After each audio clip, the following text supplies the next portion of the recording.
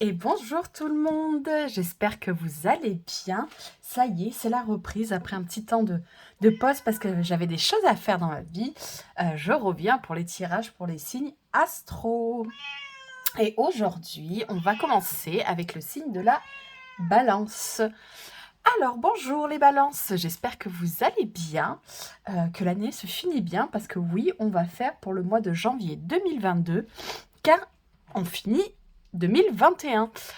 J'espère que ça se passe bien pour vous. Écoutez, on va aller voir ça. Vous allez voir, j'ai mis au point un petit tirage un petit peu différent, mais parce que vu que ça faisait un petit moment que j'avais pas fait de vidéo et qu'on arrivait là sur cette fin d'année, je me suis dit tiens, pour une fois, je vais faire un truc un peu différent. On va tester quelque chose, vous allez voir. On va faire ça ensemble et on va commencer tout simplement par un tirage d'une carte d'oracle. Pour voir un petit peu pour votre mois de janvier, les balances, un petit peu la tendance générale, la thématique, l'énergie principale qui vous traversera durant ce mois de janvier 2022. Les balances, janvier 2022, ah, il y en a trop, allez. Janvier 2022, les balances, la thématique, les énergies, ça sera celle-ci. Ok, le talent par le travail, très bien. Donc, on a l'influence de Neptune, juste ici. Là, le talent par le travail, ok. Là, pour le coup, avec ce personnage tourné vers le passé, j'ai l'impression qu'il est temps d'un petit peu faire comme un bilan, en fait. C'est vrai que Neptune, il peut vite mettre dans le flou, il peut vite nous mettre dans quelque chose d'un petit peu compliqué comme énergie. Et là, j'ai l'impression que... Ouais, qu'il est temps de faire un petit bilan, qu'il a un petit peu de temps de prendre conscience, en fait, de vos talents. Et puis, pour moi, le talent par le travail, c'est vraiment... justement, c'est quelque chose ou dans lequel on y a mis de l'énergie, dans lequel c'est pas juste, pour moi, un talent, c'est pas juste... enfin, du coup, dans l'énergie de cette carte, pour moi, c'est pas juste le talent dans le sens... ah, c'est venu tout seul, ça s'est fait tout seul. Là, j'ai vraiment plus l'impression d'une énergie où, en fait, il faut prendre conscience que ce talent par le travail, c'est par. Vous voyez, c'est ce côté par le travail. Il y a ce côté où c'est pas venu tout seul. Et je pense qu'il est temps pour vous d'en prendre conscience, d'un petit peu avoir ce regard. Justement, la fin d'année permet ça, de faire un bilan de votre passé immédiat ou même plus lointain, et de vraiment, comprendre que tout ce que vous réussissez, c'est aussi par le travail. Il y a une action qui est faite par vous pour y arriver. Et je pense qu'il est temps de prendre conscience de ça pour vous, les balances, pour ce mois de janvier. Allez, on va faire le reste du tirage, vous allez voir.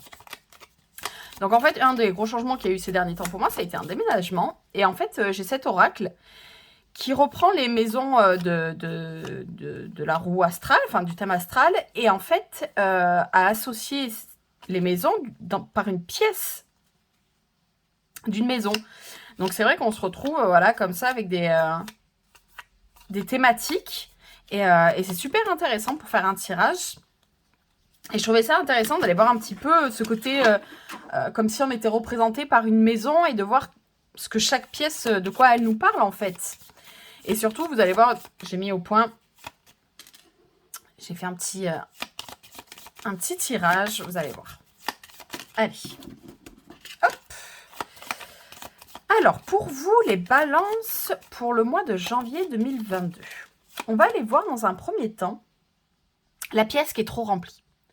Là, c'est trop plein, il y a trop de choses entassées, il y a trop de poussière, on voit plus la lumière.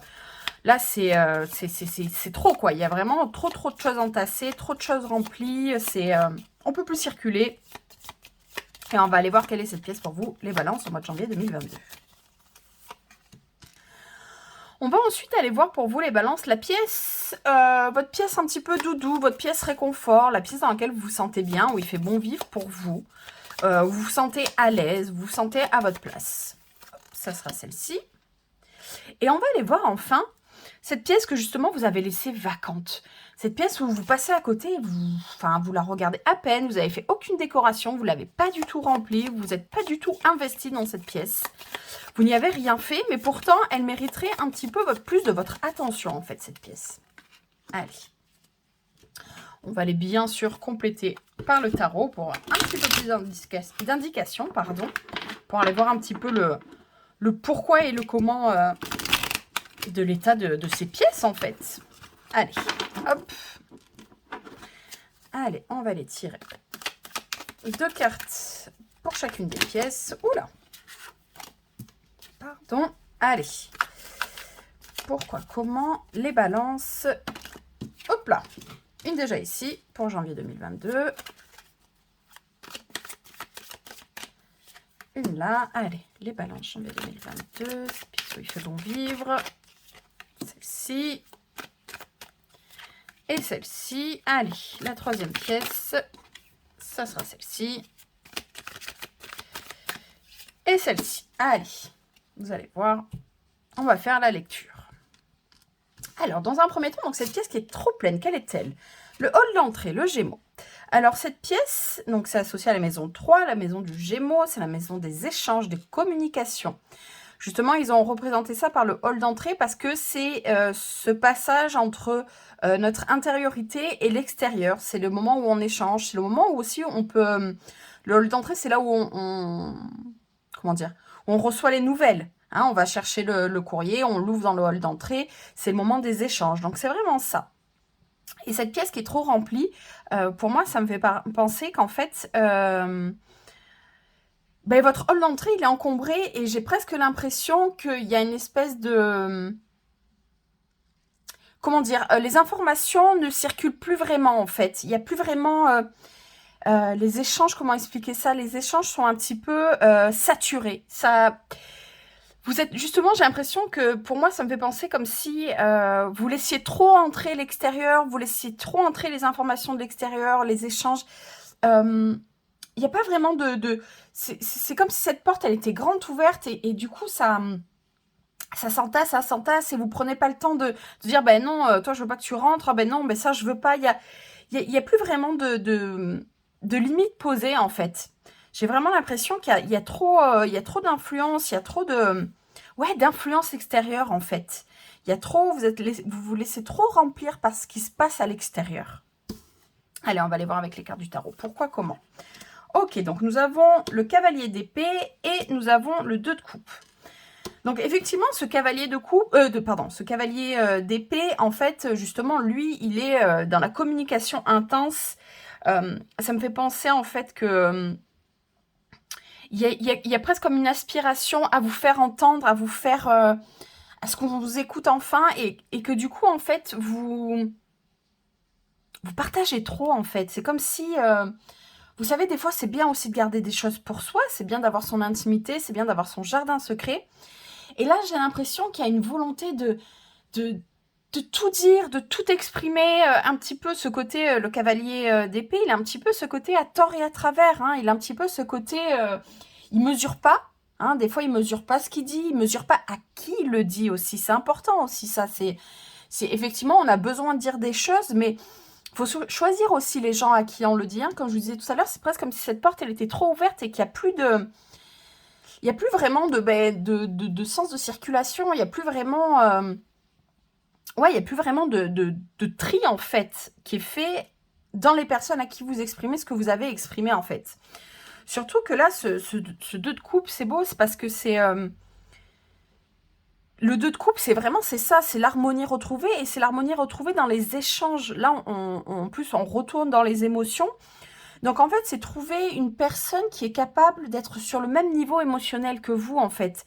C'est vraiment aller chercher, peut-être que c'est juste une personne, mais d'aller trouver la personne qui est capable d'entendre, en fait, qui est capable d'être ouverte à ce que vous dites, qui est capable de vraiment être, voilà, dans une espèce de diapason. Là, du coup, vous êtes vraiment...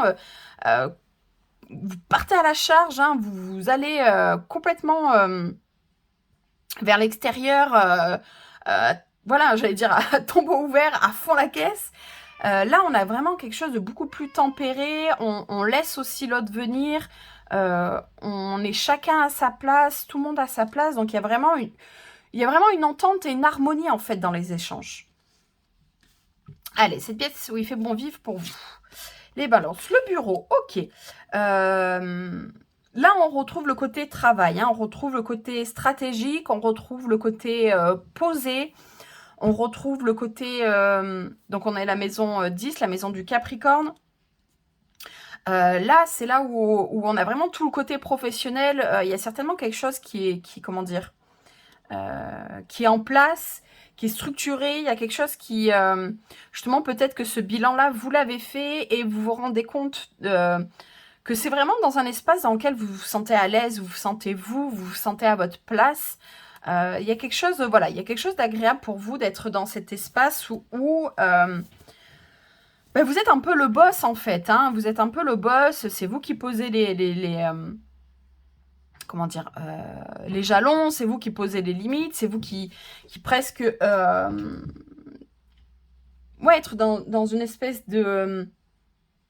d'ascendant un petit peu. Hein, d'un petit peu être un peu plus... ouais, de se sentir dans la maîtrise de ce que vous faites, en fait. Pardon. en fait. D'être vraiment dans une espèce de maîtrise. Et ça vous fait du bien, en fait. Ça vous... excusez-moi, je répète les en fait. Je pense que ce côté, quand vous regardez vers le passé, que vous regardez tout ce que vous avez entrepris au niveau du travail, ça vous amène quand même une espèce d'apaisement. Et ça vous fait du bien. Allez, on va aller voir pourquoi, comment. Allez. Oui.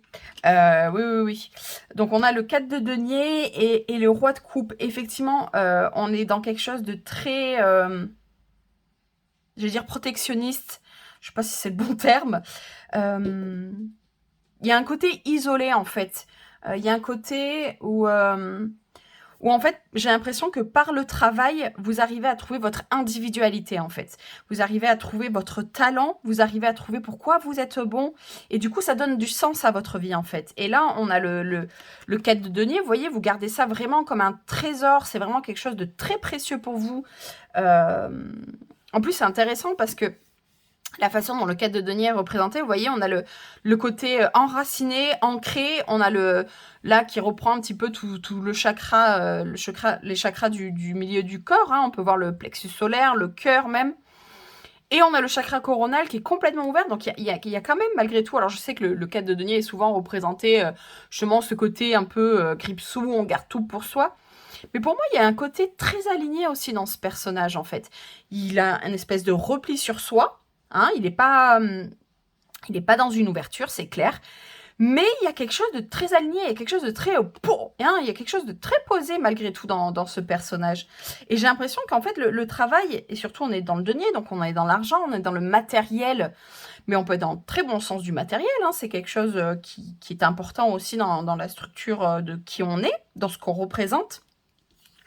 Et surtout, vous voyez, là on retrouve les émotions, on retrouve le roi de coupe. Alors pour moi, ce roi de coupe, je le trouve toujours très intéressant parce que je le trouve très isolé en fait. Hein. Vous voyez, il est au milieu de cet océan qui est pas très stable. Hein. Il y a quand même pas mal de vagues. Et souvent, c'est les émotions, c'est représenté par les émotions. Mais lui, il a construit son trône. Hein. Il a réussi à, même au milieu de ces flots, même au milieu de ce tumulte, il a réussi à construire son trône et à se poser. Et je pense que vous, il y a vraiment quelque chose qui passe par le travail, qui vous pose émotionnellement, qui vous permet d'être dans une maîtrise de vous-même et qui vous apporte beaucoup de confort, mais comme on disait, confort matériel, mais aussi de confort émotionnel, où là, vous savez qui vous êtes, vous savez pourquoi vous réussissez, ouais, il y a vraiment une reconnaissance de vous-même, par vous-même. Et c'est ça qui est important par rapport au travail, en fait. Et peut-être que, ouais, en tant que, on va dire, dans le relationnel personnel, on va dire, c'est très compliqué pour vous d'échanger, c'est très compliqué pour vous de communiquer. Mais par contre, quand vous êtes au travail, je pense qu'il y a quelque chose qui est très posé, qui est très carré, qui est très... oui, qui fonctionne bien, qui fonctionne vraiment bien. Allez, on va aller voir cette pièce qui mériterait votre attention. On a la maison 6, pardon, la maison de la Vierge, la buanderie. Le quotidien, ok. Il y a peut-être des difficultés en ce moment. Comme je disais, ce personnage, il est quand même tourné vers le passé. La buanderie, c'est le quotidien, c'est les tâches quotidiennes. C'est vraiment ce côté, ces tâches qu'on n'a pas forcément envie d'accomplir. Mais il y a quelque chose de, enfin moi je trouve en tout cas, il y a quelque chose de très ancré justement dans l'instant présent en fait, avec ce côté, le quotidien, hein, la routine. Il y a quelque chose de très routinier et il y a peut-être une routine personnelle, il y a peut-être ouais, de vraiment réussir à poser une routine quotidienne, personnelle, ben, dans les choses où on n'a pas forcément envie de faire. Hein. Il y a un peu ce côté-là aussi dans la Vierge, dans cette maison-là en tout cas, dans cette maison de la Vierge, il y a un peu ce côté, les tâches un peu ingrates, enfin en tout cas qu'on estime ingrates. Mais moi j'y vois surtout ouais, le côté routine, poser une routine. Allez, on va aller voir pourquoi. On a le 7 de coupe et on a le cavalier de pentacle. Ok, moi ce 7 de coupe, il me rappelle un petit peu l'influence de Neptune. C'est-à-dire qu'en fait, oui, certes, votre travail, vous êtes capable de comprendre qui vous êtes grâce à ça. Mais par contre, il y a un côté chez vous où en fait, vu que vous n'arrivez pas à vous connecter à l'instant présent, vous êtes resté dans un flou complet sur vous-même, sur vos capacités, sur vos échanges. Vous êtes complètement perdu, vous ne savez pas par quel bout le prendre. Mais parce que pour moi, il manque vraiment ce côté quotidien et ce côté routine. Et pour le coup, là, ce côté routine qui vous fait du bien, en fait. Hein. C'est vraiment se poser des horaires, mais des horaires qui nous correspondent. C'est poser, ouais, de faire attention à ses affaires, à son endroit de vie, à faire attention à toutes ces choses-là, parce qu'en fait, tant que vous n'êtes pas connecté à l'ici et maintenant, ces deux paramètres, l'ici et maintenant, ça vous met dans un flou total et vous n'arrivez pas à percevoir plus loin que ce qui est en train de se passer à l'instant T, en fait. Et vous n'arrivez pas à, comment dire, vous n'arrivez pas à percevoir ce qui se passe là maintenant. Vous êtes complètement dans le flou sur votre passé, dans ce qui va se passer pour l'avenir. Ouais, et parce qu'il manque une connexion à l'instant présent pour moi. Surtout qu'on a ce cavalier de pentacle qui, lui, par contre, se projette très bien dans l'avenir. Mais parce que vous voyez, c'est comme si ces deniers-là, ces pentacles, cette énergie, votre talent que vous avez entre les mains, hein, le talent que vous avez entre les mains, le cavalier de pentacle l'utilise. Hein, il a pris dans ses mains, il est sorti un petit peu de sa zone de confort, il est sorti un petit peu de son repli sur lui-même et il y va. Il utilise son talent. J'ai l'impression que c'est ça aussi, hein, c'est utiliser votre talent. Parce que c'est même ça aussi peut-être que ça essaye de vous dire dans cette maison-là. C'est que vous êtes complètement capable d'avoir des échanges apaisés. Vous en êtes capable, vous savez trouver ça. Mais on reste dans des énergies très floues, très renfermées, mais en même temps, du coup, on bataille parce qu'on ne sait pas comment s'y prendre, parce qu'on ne sait pas comment faire. Et pourtant, vous avez en parallèle des énergies extrêmement posées, extrêmement sereines. Hein, ils sont très sereins, ces personnages, à chaque fois. Hein, ils sont très... Et là, vous avez ces énergies-là qui vous embrouillent complètement. Donc, pour moi, avec cette énergie de la buanderie, si je devais faire un résumé pour votre mois de janvier 2022, les balances, je pense qu'il y a un besoin de vous reconnecter à l'instant présent. Il y a un besoin de vous reconnecter sur le quotidien, sur les tâches quotidiennes. Je pense que vous êtes pas mal perturbé, en tout cas préoccupé, parce que c'était quand même cette pièce qui était remplie, qui était trop chargée par vos échanges, hein, par le côté relationnel, comme je disais, personnel ou même dans le travail. Hein, c'est vraiment le côté échange. C'est vraiment le côté échange avec l'extérieur. Hein, communiquer avec l'extérieur, qui n'est pas toujours évident pour vous en ce moment. qu'en tout cas, vous êtes une personne qui avait un talent, vous avez un talent qui s'est développé grâce à votre travail. Là, pour le coup, pareil, il y a un travail personnel, mais là, j'ai l'impression que c'est vraiment aussi votre carrière, hein, on va dire, qui vous a permis ça, qui vous a permis cette maturité émotionnelle, qui vous a permis de comprendre qui vous étiez, pardon. Mais maintenant, attention, excusez-moi, il y a mon chat qui essaye de grimper sur moi, mais il n'y arrive pas, pardon. Mais il y a un besoin de reconnexion à l'instant présent très fort, en tout cas, pour moi. Que oui, c'est justement, cette fin d'année permet de faire un bilan, permet de savoir quels sont vos talents, permet de savoir qui vous êtes, vraiment. Mais là, j'ai presque l'impression que le challenge, on va dire, pour ce mois de janvier 2022, ça va être vraiment, voilà, de retrouver du plaisir, surtout dans le quotidien, hein, parce que, comme je vous disais, il y a quelque chose de presque ingrat, hein, dans ce côté, dans cette perception qu'on peut avoir des tâches quotidiennes. Mais là, pour moi, il y a vraiment une question de retrouver ce plaisir pour lever le voile, pour vraiment reprendre le plaisir de vivre, là, de vraiment relancer la machine, de relancer le plaisir d'être dans le moment présent, en fait. Et parce que, du coup, ça va vous permettre d'utiliser, hein, je pense que ça, c'était vraiment important, d'utiliser votre talent, d'utiliser votre talent et ce que vous savez faire et de vraiment le mettre au service des autres et de vous-même et de vraiment être dans quelque chose de plus posé, de plus serein. Voilà pour vous les balances. Allez, on va les tirer en complément 3 cartes d'oracle. Comme ça, ça vous permettra de faire un choix. Après, vous pouvez tout écouter, vous pouvez choisir les 3, il n'y a pas de souci.